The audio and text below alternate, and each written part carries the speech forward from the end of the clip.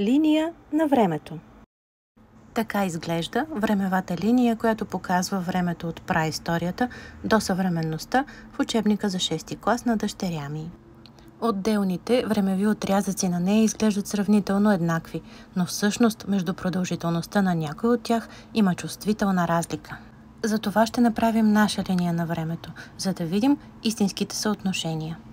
Първо ще изчислим приблизителната продължителност на всеки период. Имаме приблизително около 2,5 милиона години за праистория, приблизително 4000 години за античност, приблизително 1000 години за средновековие, приблизително 400 години за ново време и приблизително 100 години за съвремие. За да ги представим като дължини в милиметри, ще съкратим колкото можем всички числа. 25 000 милиметра ги делим на 10 и получаваме 2500 сантиметра. Или 2500 трябва да го разделим на 100 и ще получим 25 метра. Нали така? Да. Така, получаваме само 1 мм за съвремие, 4 мм за ново време, 1 см за средновековие, 4 см за античност и 25 метра за праистория.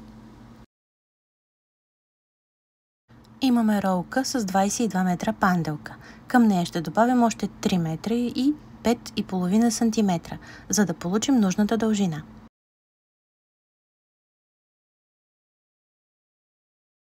Времето, което се отнася за праистория, ще оставим бяло. Останалите ще отцветим.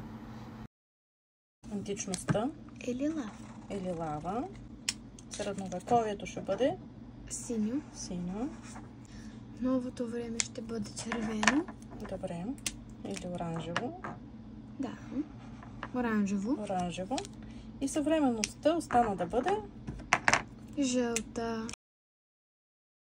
Ето как би изглеждала времевата линия, ако в учебниците имаше достатъчно място, за да бъде показана правилно.